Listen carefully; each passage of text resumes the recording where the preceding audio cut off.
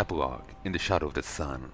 Months later, after the events of the Sunwell Plateau, under the leadership of Ultimar Terion, the Blood Elven nation prospered and entered into a new golden age. Many returned from Outland, embracing and rejoicing in their homeland.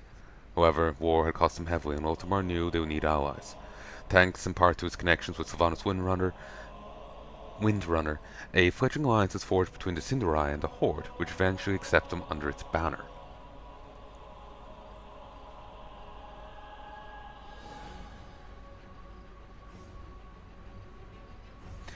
Remember, people were actually commenting on the whole Blood Elves joining the Horde thing. It was done to give a pretty race to the Horde. It was done for that reason. But... And the idea would try and justify it in world. And I guess it was the Gyarados stuff. Him pushing them away. But they were also pointing out that the elves have been at war with like the orcs, the trolls, and another faction that was part of the Horde. So it's weird for the elves to join up with them. This justification here of Sylvanas having, assisted in the reclamation of Silvermoon, and the defense of it.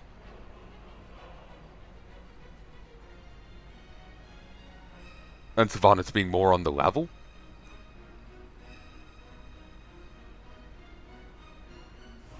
Does help smooth that over a little.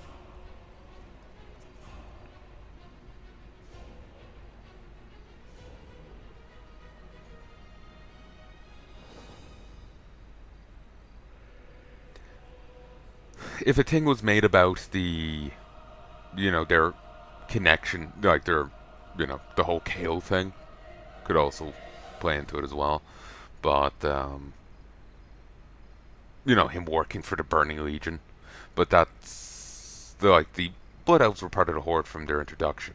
Him, initially, Kale, from what I remember hearing, Kale was with the Blood Elves at the start of Burning Crusade, but somewhat of the way through does become an enemy.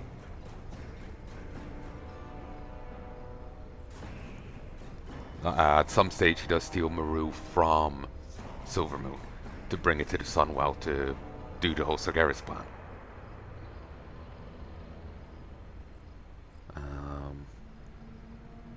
I never got to see that stuff. If they ever do a Burning Crusade Classic again, I'll have to roll up a Blood Elf and see that. But then again, I'd have to play all the way to Outland and then through Outland to get the whole thing, and it's not a quick and easy thing. That's many tens of hours of gameplay, So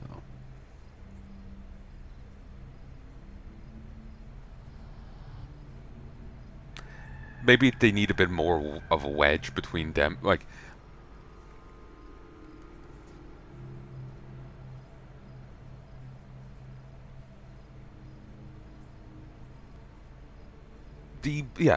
being fair, the Blood Elves joining the Horde is an odd thing. It was clearly motivated by Blizzard wanting to give the Horde a pretty race, and the Draenei going to the Alliance was to give them a more monstrous race. I think it was. Not that I view the Draenei as particularly monstrous.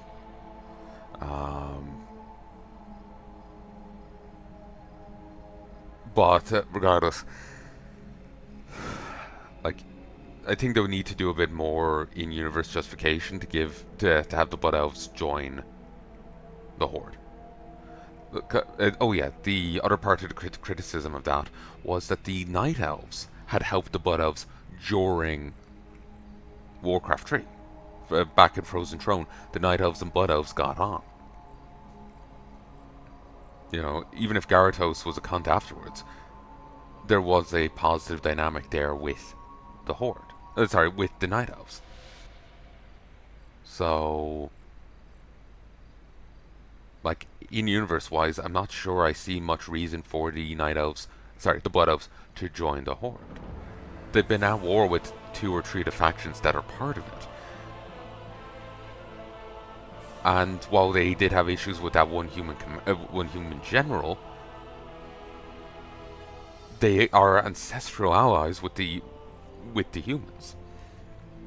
They were the ones who taught humans magic, and they've been buddies for hundreds of years. So, like, the Kingdom of Arator. They were, and the Troll Wars. They were, buddies since back then.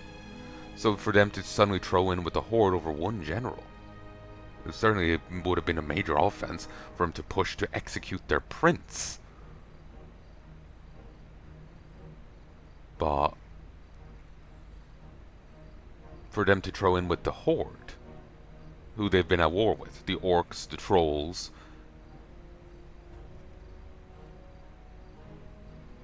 there's apparently a third group that's part of the Horde that they also were at war with, but I can't remember them. It's, I suppose, put like this, like viewed from an in-universe perspective, it is odd.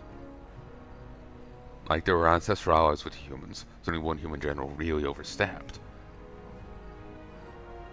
But it feels like it would have to be something expounded upon more, because they never done anyone else like Gyarados. Like, if they had more like of an anti-non-human bent to the Alliance, to the humans, if they played more into a flawed thing,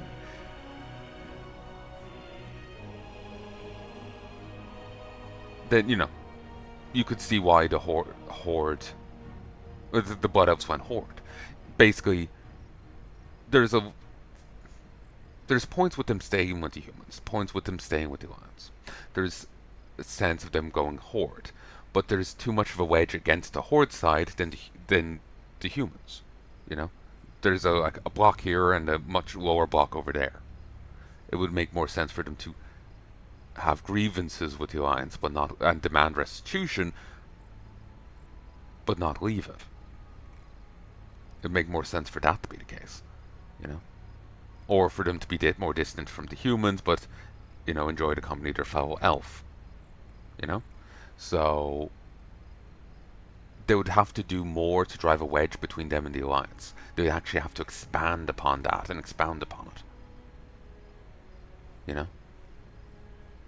I suppose they did a little of that in Burning Crusade, with the dwarf diplomat being actually a spy, looking to sabotage one of their facilities, and then the various night elves invading the Ghostlands. I suppose that makes sense. Sorry, that would certainly put a grudge between them and the Horde, them and the Alliance, but that was after they'd already joined the Horde. And there was no explanation for the why the Alliance were doing that either. I guess they're just a Horde enemy now, so gloves are off. So, if they wanted to have the Blood Elves join the Horde, they needed to expand more upon it.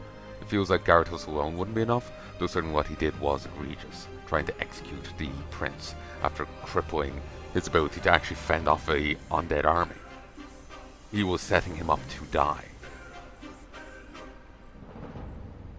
If he'd survived that without the Naga, he would have been sent to fight off a larger force with just footmen. He was sending him to die. So, certainly there's legitimate grievances on the Blood Elf side. But I suppose the person does have a point that it does make sense for them to join the Horde. In my opinion, they should have expanded upon that more. Put more of a wedge between them. Have them deal with, look at how the Defias came about. They rebuilt Stormwind, and then the House of Nobles refused to pay them. They rioted, ended up killing Rin's wife, and then he threw them out of the city. He was sympathetic up to the point they threw a brick through her head. He was on their side, but just crippled politically. Have the elves deal with human politics. Uncaring nobles. Have that wedge pushing them away, despite that, ancestral alliance. You could justify it more there. You know? But, yeah, I'm just talking off the cuff here. I haven't really thought much about it. They make a good point that it is weird for the Blood Elves to join the Horde, especially if they've been at war with the numerous peoples involved in it. And while what Gyarados did was a big thing, maybe it alone shouldn't be enough to break the centuries-old alliance. But it was particularly egregious of him trying to kill their, the prince that they loved. You know, it's not like it was random Joe Schmo. It was their leader after everything they'd gone through. In a way, it does make sense that they'll be very, very touchy about that. Yeah.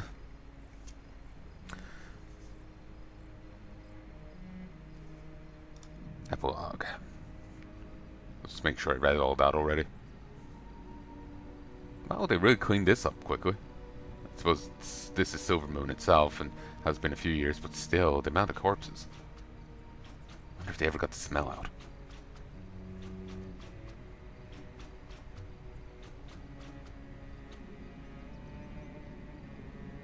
I'm not certain about Dalran or Otmar. They already betrayed us once, but if I wanted to support that bad, then something must have changed.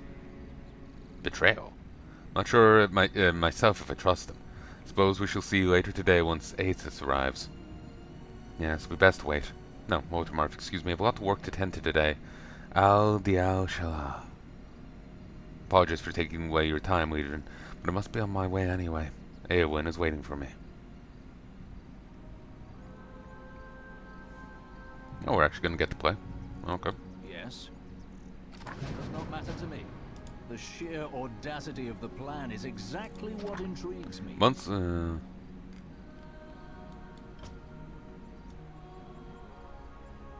See, it is a cutscene. Anarala Belore. Remain strong. Kael'thas will err. Otmar will lead you to power and glory. We were just talking about you. There must be a reason why this golem is so slow. Anarala Belore. We were just talking about you. May the light of the sun shine upon you. Does not matter to me.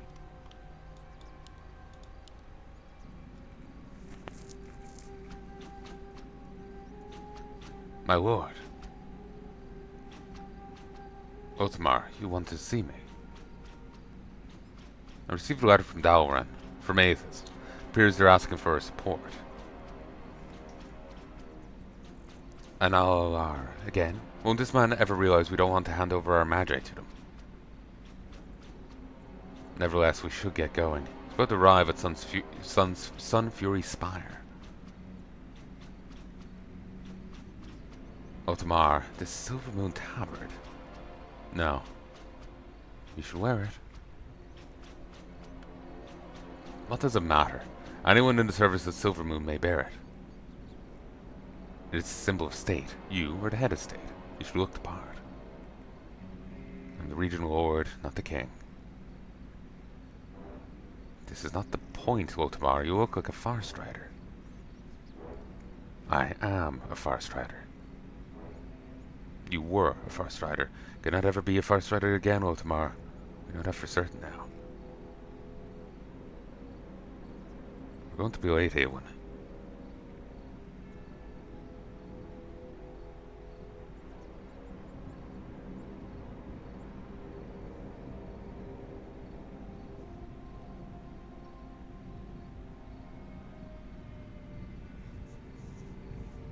There he is, finally.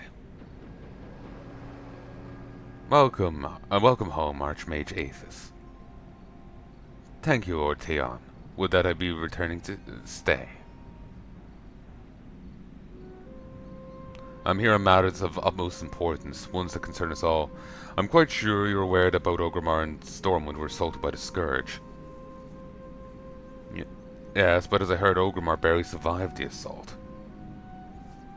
The Scourge's power and menace are far greater than even we first thought.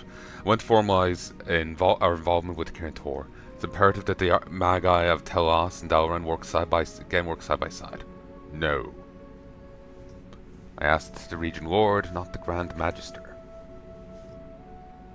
Oh then, let the Regent Lord deign that I am fit to speak. I dare say we shall hear your opinion eventually in any case. Go on and say your piece. Did Moderna send you with a statement before you left, Atis? Do not exactly sound like yourself. Words drip with her false diplomacy. At least she dares not set foot here herself. She's that much sense. Moderna agrees with me on these matters. She agrees with you, or rather you agree with her, for I doubt they would send you here to speak on their behalf, do you have a mind of your own. Damn it, Romat. Do you have anything useful to say besides personal insults? You're blind. They bit off more than they can chew, and now they find themselves facing Arthas. They're afraid, as they should be. They need aid beyond their own capacity, to whom they've always turned regarding the matters of the arcane. Oh yes, to us. The members of Kirin Tor swear up and down that you're indispensable to them, that your skills are invaluable. When they become inconvenient, you'll be discarded. Kaltalos and Kirin Tor have been allied for over 2,000 years. Since we joined formally with the Horde, things have been strained, but... Since we joined the Horde, of course. That's somewhat awkward, I imagine. Remember exactly why we sought to join the Horde? A monumental betrayal. In Dalaran, beneath the ever-watchful eyes of Kirin Tor. They really had nothing to do with it. I assume you meant that Kirin Tor did nothing to prevent it, did nothing to stop it, that it left us to rot in prisons beneath a city many of us called home, as much as ever we did Silvermoon. It was kind of ruins, though, wasn't it? The Kirin Tor themselves find themselves under new leadership. That is a lie, and you know it. Rohin may be their figurehead, but Moderna and Serum remain on council. Same people happily turned their eyes away when Garthos sentenced us to death. They can all rot in hell, or better yet, Arthas' army is Scourge. Despite your obvious disdain for the Kirin Tor, you seem rather well informed, Grand Magister. Which would be one of the reasons I am the Grand Magister of Kaltalos, and you are not, I would think. As Grand Magister, I would never order my magic in service in the name of the Kirin Tor. That is enough. You do not possess the authority to issue such ultimatums. Be my decision where to send our forces to Northrend. If I so choose, you and your Magi will follow orders. Now it is clear that to continue this will result in none more than petty bickering. I do not care to waste any more of my time, but has the Ranger General feels similarly.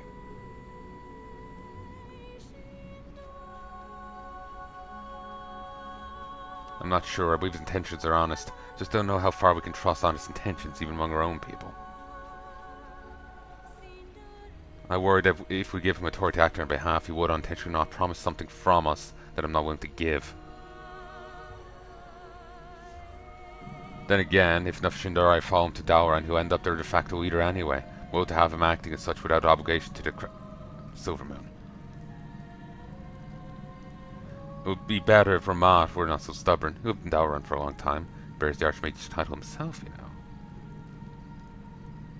He has enough experience with Kirin Tor to know how to handle them, enough loyalty to his country that I believe we could trust him. Be the ideal liaison for Aethys. Well, that is a strange thing to hear you speak well of Ramat. I never approved of that business with Maru, but that's behind us now. With no more reason to doubt him. If he were going to betray us, we'd done it with Kael'thas.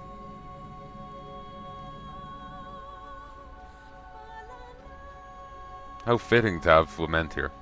So what do you think? What should we do about Aethys and Dalaran? Aethys considers himself a member of the Kirin Tor, and I can think of a number of others who will be pleased to bear that mantle again as well. Kirin Tor want to admit Blood Elves, we cannot stop them from doing so.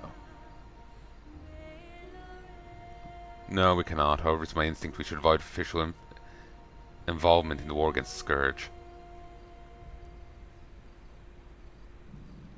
Aethys should report to us periodically, and we should give him a clear set of boundaries. But those who wish to offer services may do so under Baron Kirin Tor, not Kalthalas. What was that you said this morning about being a forest rider? You sound more like a king every day, Orthamar.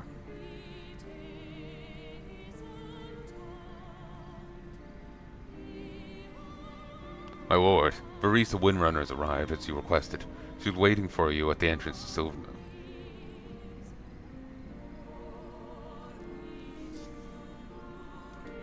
We were just talking about you.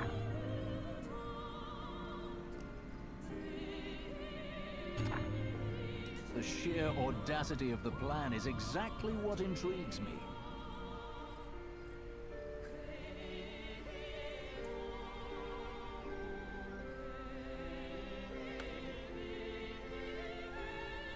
And yeah, I do have some Blood Elf, Brood War music mixed in with my playlist. We're proud to be back in Silvermoon, my lord.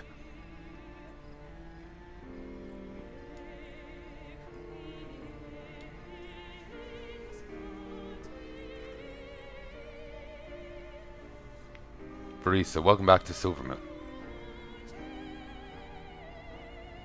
Save the pleasantries till tomorrow. We both know the only reason I came is to see with my own eyes if your magic speak the truth about the Sunwell.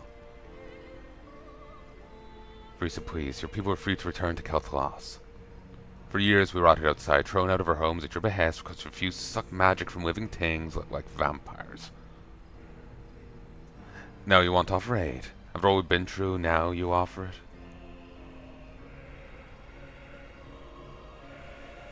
I could not afford to leave the nation divided, and we both know it, Varisa, but times have changed. Nothing has changed. As far as I'm done with my business here, I will return to Dalaran. So please go tomorrow. Don't try to convince me you and your people have changed.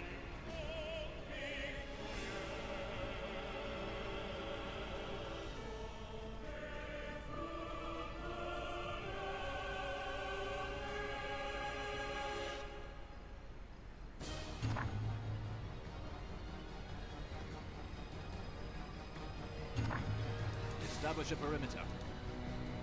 Enough talk.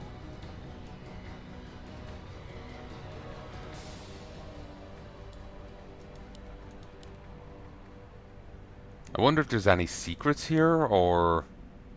through Shadow Hour.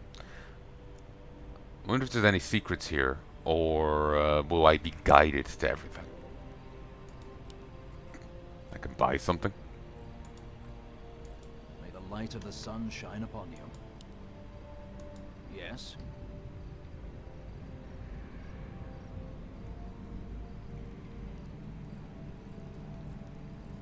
Well, what did you expect?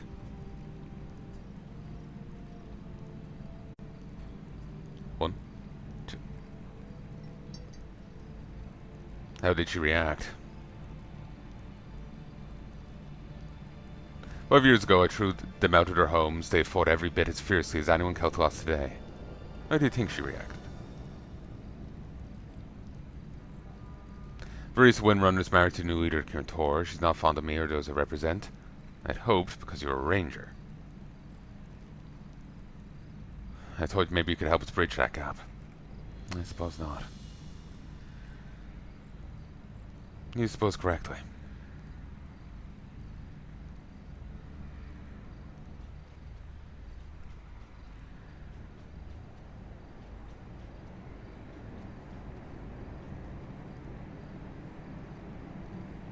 Yes.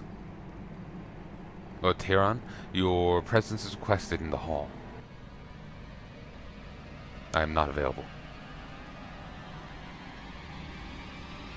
My lord, the Banshee Queen will not wait. Of course she'll not. Show me to her. No, of course she'll not. Show me to her.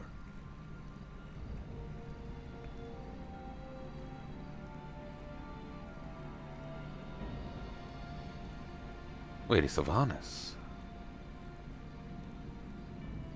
I have just returned from Orgrimmar. Artist has dared to strike at the heart of the Horde. Yes, I've heard. The attack was successfully repelled, but Artist is only toying with us. Must bring the war to him. War Chief Drawl at last sees what we've long known. The Horde prepares for war, and the Cinderai tomorrow constitute a part of the Horde.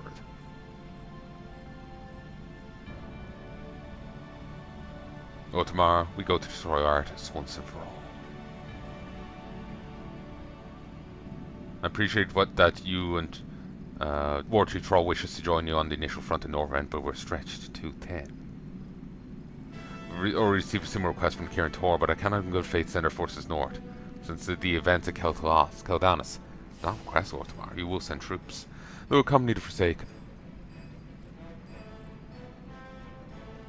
Sylvanas, we just fought a civil war. What can we possibly have to give? Have you forgotten who was responsible for State of Keltalos in the first place? Who's ultimately to blame? Well, I at least have not. My vengeance will not be denied, and you will give what I demand of you. Sindorai Rangers and Magi, as well as the Blood Knights. We cannot spare them, Sylvanas. Then you can hide here like a beaten dog if that is indeed your will, Ultimar. But if you believe anything can come from it, you are a fool. Think artists will contend to ignore you while you wait here and lick your wounds. Think I'll tolerate such cowardice. For a while now, my people have still guarded these lands, and it's by my hand you've any place within the Horde. It is an Orendo, I shall cease to aid you in Keltalos.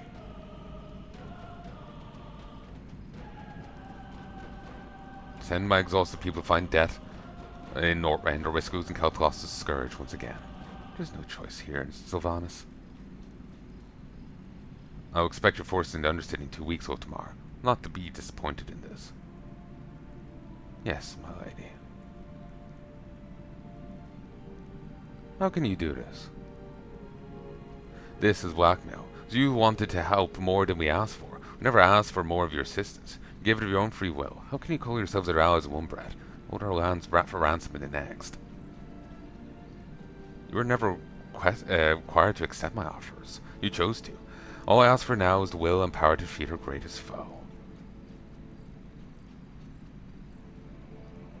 Is there anything else you wish to discuss, Sylvanas? No, I'm finished here, Ultimar. Shora and Iran, Sylvanas.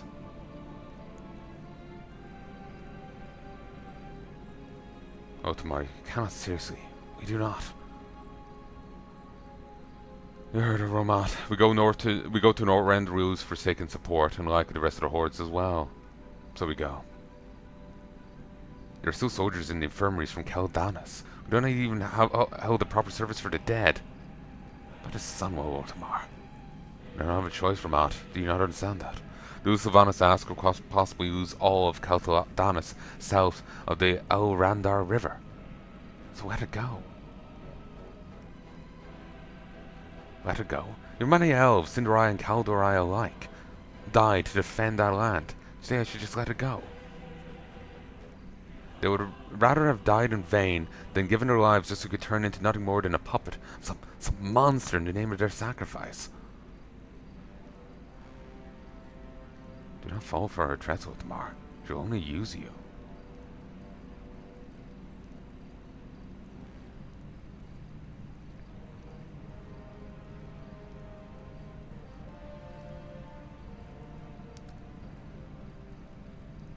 Ultimar, are you alright? I'm fine, A1. Don't worry. Send word to Lady Leader and tell her what has been decided. Your Ormont will prepare your forces as well. Be done immediately. If we're going to Norrend, we will support the Kirin. The Kirin Tor can do whatever they damn well please. It is no concern of mine. But seeing as any number of Sindarai forces will be soon heading north, expect many of them will likely end up on your doorstep. Do what you can to aid them, Aethys. I'll go find Ramat. I'm sure he'll be of much use for you. Have much use for you. Suppose you should be pleased, Archmage. It's true, I wish to acquire your support in Norrend, Regent Lord, but not in these terms. Believe me, I'd rather have you agree of your own free will, not because of... My free will remains intact, thank you. And it is still by my will that Keltanis is ruled. Of course, my lord.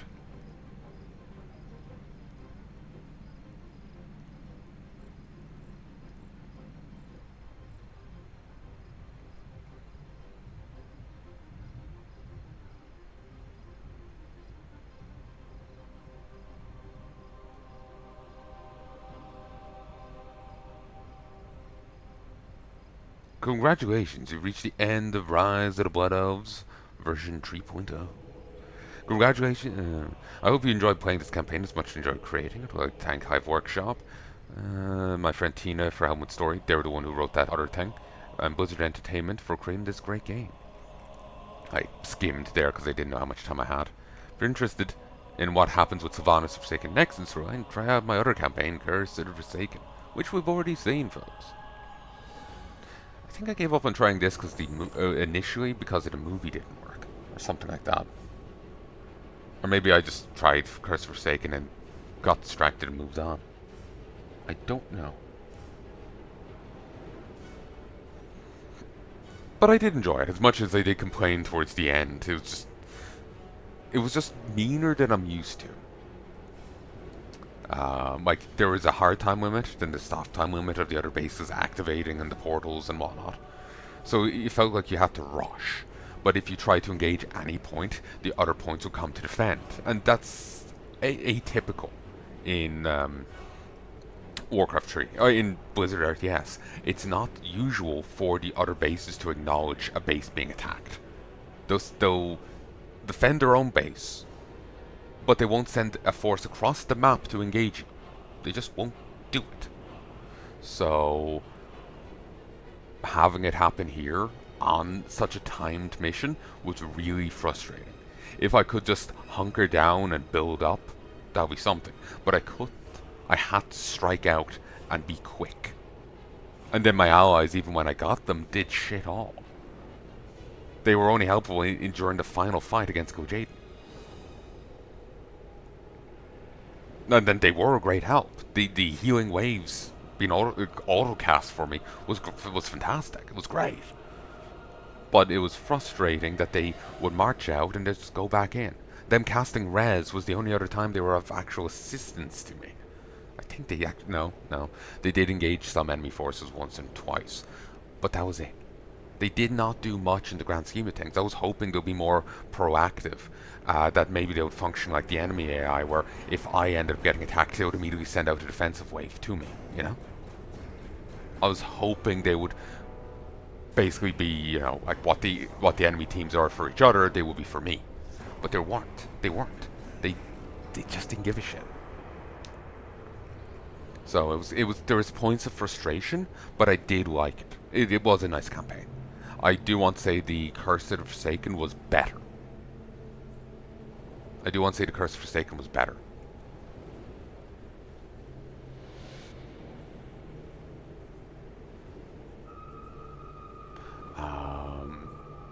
But I think that campaign came after this. Or, at the very least I want to say it was updated after this. Or maybe it wasn't. Give me half a click. And I'm back. Annoying. I gained 10 subs there over the last few days. Well, over the last month I gained 10, but most of them were from like the other day. I got like 7. I've lost 3 of those. That's sad.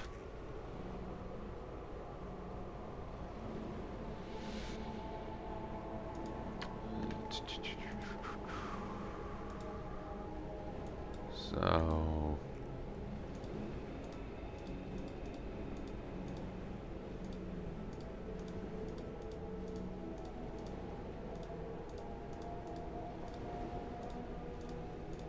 Curse Forsaken. Security error. There we go.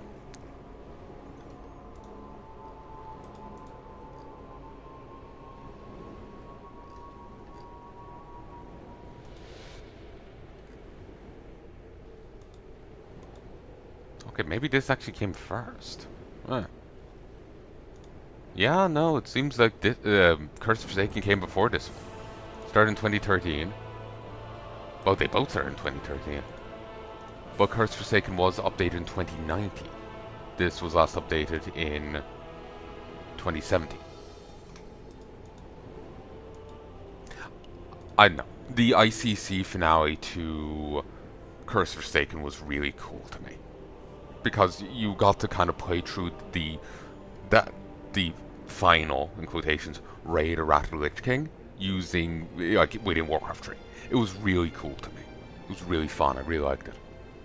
And you got to fight so many of the bosses of ICC. Not all of them, but you got to fight the vast majority of them, more than you did here at Sunwell. There was attempts at the raid bosses of Burning Crusade, but only attempts. And I suppose there was attempts of the bosses for more of the raids, rather than just ICC.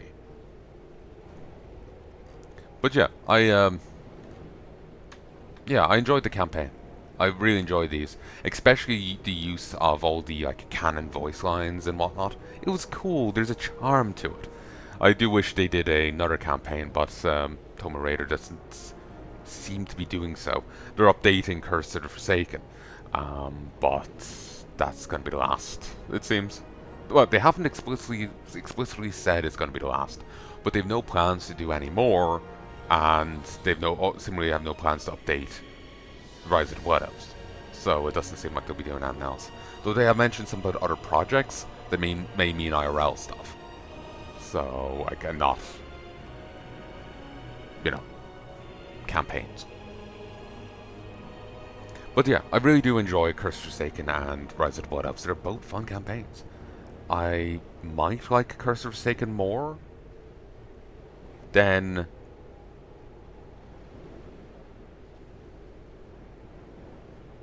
Rise of the Blood Elves, but I like both of them. They both hold a charm. And I really do like all the use of canon voice lines and like trying to like do a retelling of the canon stories, but with some, I was going to say fan material, but like telling their own story but weaving in some canon events. I do like it. I do like it. So, yeah, I hope you've enjoyed this, folks, and I hope you join me again soon. If there's anything at all you'd like to tell me, please let me know in the comments section below. That is what it's there for.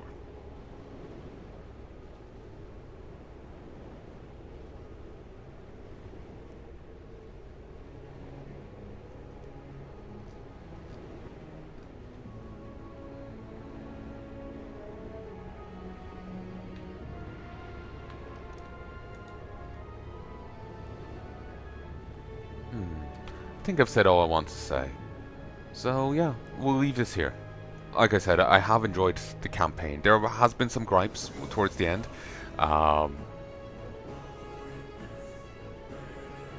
Where like I was relying on the enemy to attack and they just would walk up, kill a dude and leave. And it was annoying, because they could have been a real help in softening the enemy.